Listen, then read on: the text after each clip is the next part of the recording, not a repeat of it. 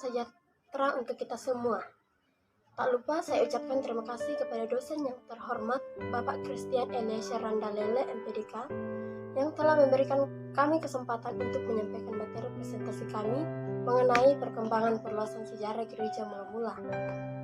Sebelum kami mempresentasikan tugas kami hari ini, saya perkenalkan terlebih dahulu anggota kelompok kami.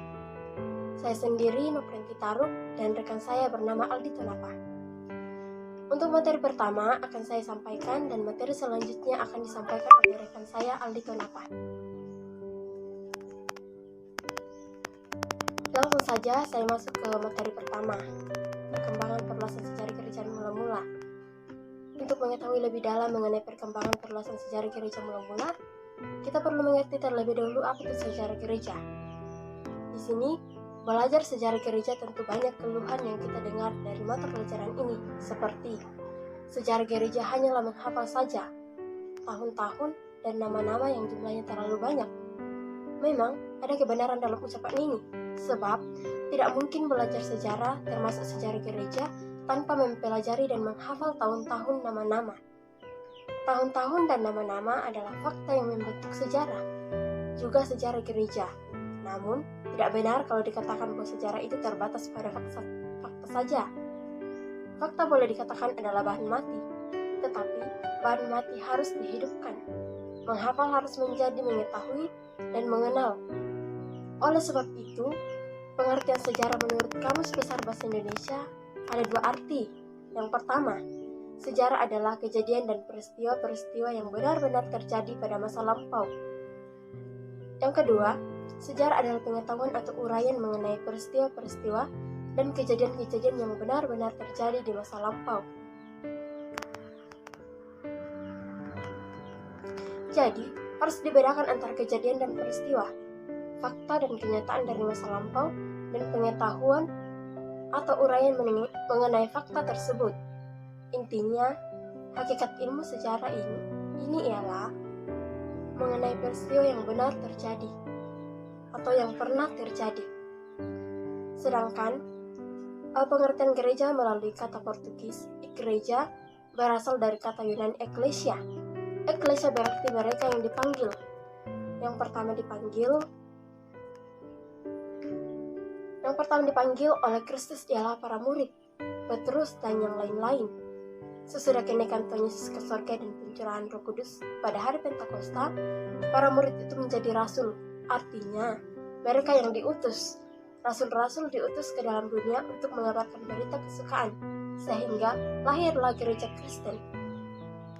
Gereja itu dapat kita bandingkan dengan pohon, sama seperti pohon yang tumbuh dari suatu tunas yang kecil, lama-kelamaan menjadi batang yang besar.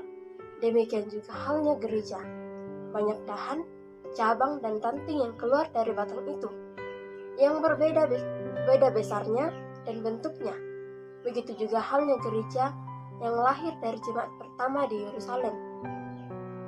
Mereka mempunyai bentuk-bentuk yang berlainan dalam hal tata gereja, tata kebaktian, dan ajaran. Tetapi semua gereja itu hidup dan berakar dalam satu tanah yang sama. Dengan demikian dapat kita simpulkan bahwa sejarah gereja ialah kisah tentang perkembangan dan perubahan-perubahan yang dialami gereja selama di dunia ini, yaitu kisah tentang pergumulan antara Injil dengan bentuk-bentuk yang kita pakai untuk mengumpulkan Injil tersebut.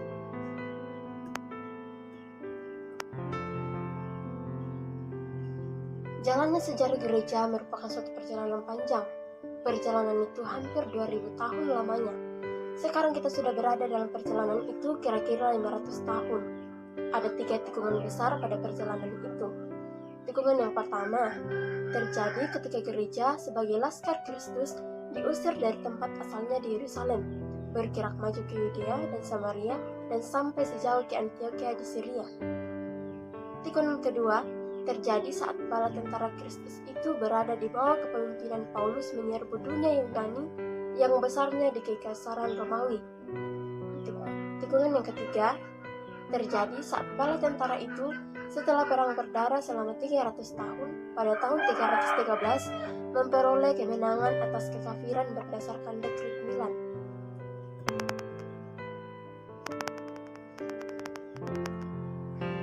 periode gereja kuno, gereja mulai tumbuh dan berkembang dari kelompok kecil gereja menjadi kuasa yang menentukan pada segala bidang kehidupan, seperti yang terjadi di Eropa Barat. Dapat dikatakan bahwa dalam periode ini diletakkan dasar organisasi, tata ibadah, atau liturgi dan ajaran gereja. Pada waktu itu telah digumuli semua soal hakiki mengenai tata gereja, termasuk jabatan-jabatan, liturgi dan pokok-pokok ajaran, khususnya Trinitas dan Kristologi. Secara geografis, gereja dalam periode ini pada umumnya berada di wilayah Kekaisaran Romawi yang terletak di keliling Laut Tengah.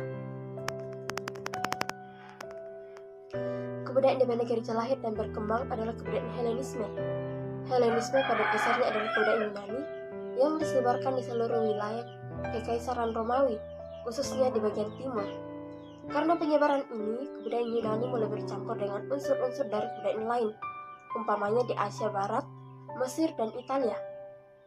Untuk membela diri terhadap kritik dari kebudayaan Helenisme ini, gereja mulai membuktikan bahwa agama Kristen bukanlah kebodohan, melainkan filsafat yang lebih agung dan jalan yang benar ke keselamatan yang sejati.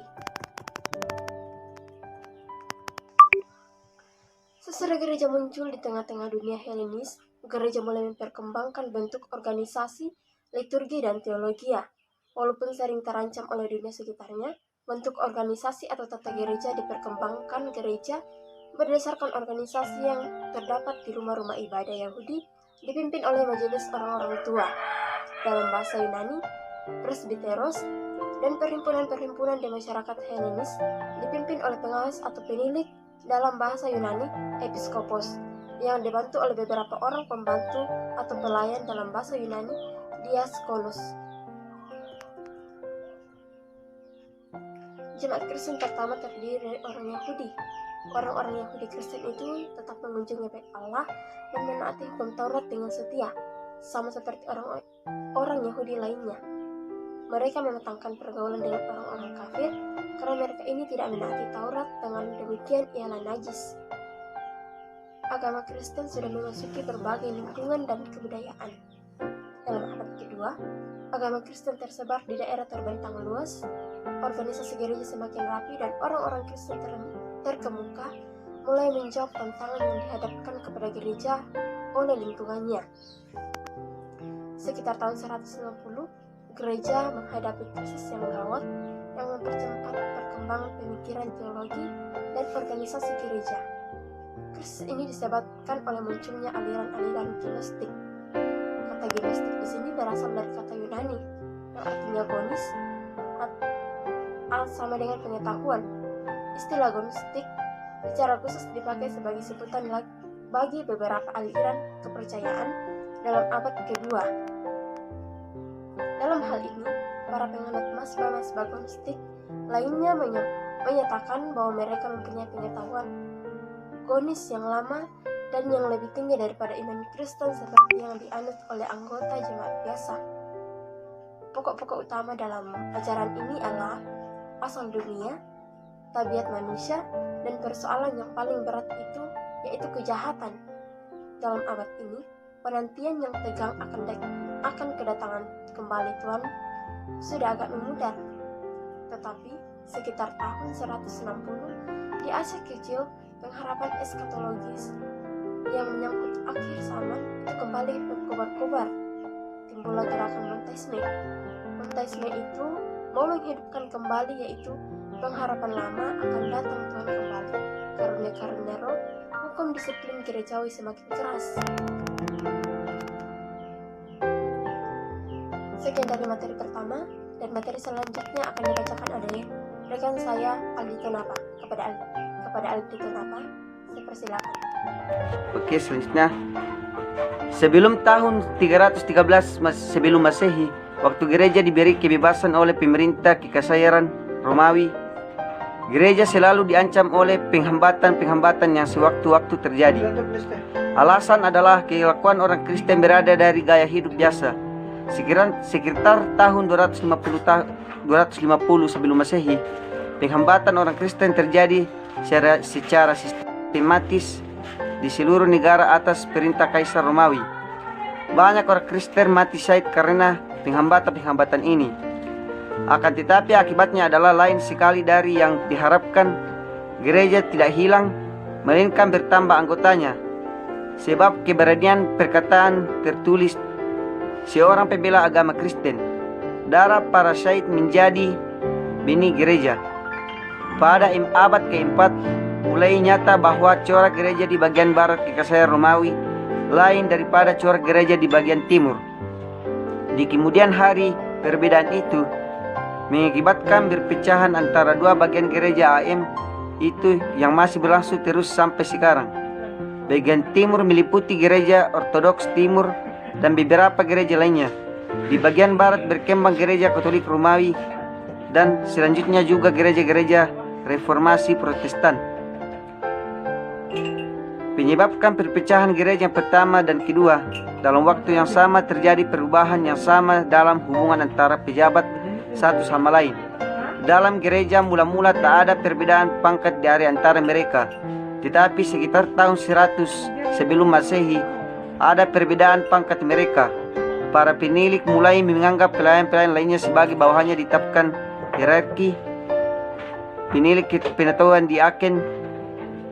Lalu berlangsung juga perubahan lain lagi, karena memang lebih praktis bahwa pemimpin pelaksanaan oleh satu orang, maka lazim ada satu penilik untuk seluruh jemaat. Inilah suasana yang berlaku di Antioquia sekitar tahun 110 sebelum Masehi. Kita menemukan dalam surat-surat Ignatius dan Roma sekitar tahun 150 sebelum Masehi. Perubahan dalam tata kebangkitan abad kedua berkaitan dalam hal gereja yang dibicarakan dengan berkurangnya karunia-karunia khusus. Tidak ditemukan lagi cara lain agar anggota dapat ikut Kilusra yang satu-satunya aktif dalam kebangkitan dan yang menganggap hanya dirinya sejala yang berhak menyelenggarakannya, sama seperti bait Allah. Dulu hanya imanlah yang boleh mempersembahkan korban. Gereja-gereja di Asia Tengah Timur zaman sekarang karena baru lahir pada abad ke-20 sampai abad ke-19 atau paling-paling abad sampai ke-16. Biasanya disebut muda, tetapi diantaranya ada satu yang termasuk gereja yang tua. Karena itu ada sejak abad kedua, itulah gereja Irak dan Iran yang kita sebutkan gereja Nestorian. Jumlah anggotanya sekarang kecil, sekitar 50.000 jiwa. Namun dari abad ke-4 sampai abad ke-14, gereja inilah yang paling luas wilayahnya dan yang berhasil usahanya untuk mengabarkan Injil ke seluruh Asia. Gereja dalam 500 tahun dari saat kelahirannya telah menaklukkan kekafiran yang sangat beradab di Kekaisaran Roma. Pada masa 500 tahun berikutnya, setelah keruntuhan kekaisaran di barat, gereja telah menaklukkan kekafiran orang-orang barbar di Eropa Utara. Sekian dan terima kasih. Demikianlah hasil presentasi kami. Jika ada tutur kata atau kalimat yang kurang dipahami, kami mohon maaf. Sekian dan terima kasih.